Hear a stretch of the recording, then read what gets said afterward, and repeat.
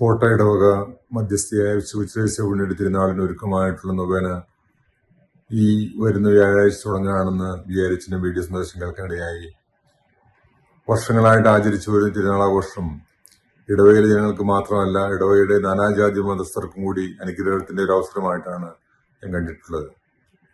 ഒരുപാട് ജനങ്ങള് പല മേഖലകളിൽ നിന്ന് വന്ന് തിരുനാളാഘോഷം പങ്കെടുക്കുന്നതായിട്ട് ഞാൻ കണ്ടിട്ടുണ്ട്. കൊച്ചുരേശുവിനൊരു മധ്യസഹായം ഈ ഇടവയില് വർഷങ്ങളായിട്ട് അനുഭവിച്ചു വരുന്നവരാണ് ഇടവയിലെ ഓരോ മക്കളും.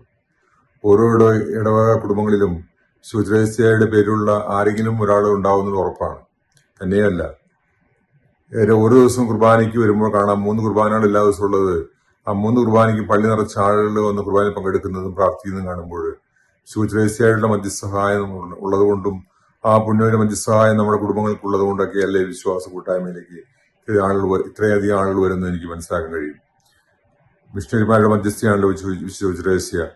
ആ പുണ്യയുടെ മധ്യസഹായം നമ്മുടെ ഇടവയിൽ ധാരാളം ദൈവവിളികളും ഉണ്ടായിട്ടുണ്ടെന്ന് നമുക്ക് എല്ലാവർക്കും അറിയുന്ന കാര്യമാണ്. വൈദിക ജീവിതത്തിലേക്കും സമർപ്പണ ജീവിതത്തിലേക്കും അനേകം പേര് കടന്നു വരുന്നത് പുണ്യയുടെ മധ്യസഹായം കൊണ്ടാണ്. 5 മഠങ്ങളുടെ 5 കോൺഗ്രിഗേഷൻ ഭവനങ്ങൾ നമ്മുടെ ഇടവയിൽ ഉണ്ടെന്നുള്ളത് നമുക്ക് അഭിമാനിക്കാവുന്ന കാര്യമാണ്. ഈ പുണ്യയുടെ മധ്യസഹായം നമ്മുടെ കുടുംബങ്ങളിൽ വളരുന്ന യുവതിവാക്കന്മാർക്കും ബാലന്മാർക്കും മാത്രമല്ല, പ്രായമായവർക്കും അനുഗ്രഹത്തിന്റെ അവസരമായിട്ട് മാറട്ടെ എന്ന് പ്രതി ഞാൻ ആശംസിക്കുകയും പ്രാർത്ഥിക്കുകയും ചെയ്യുന്നു.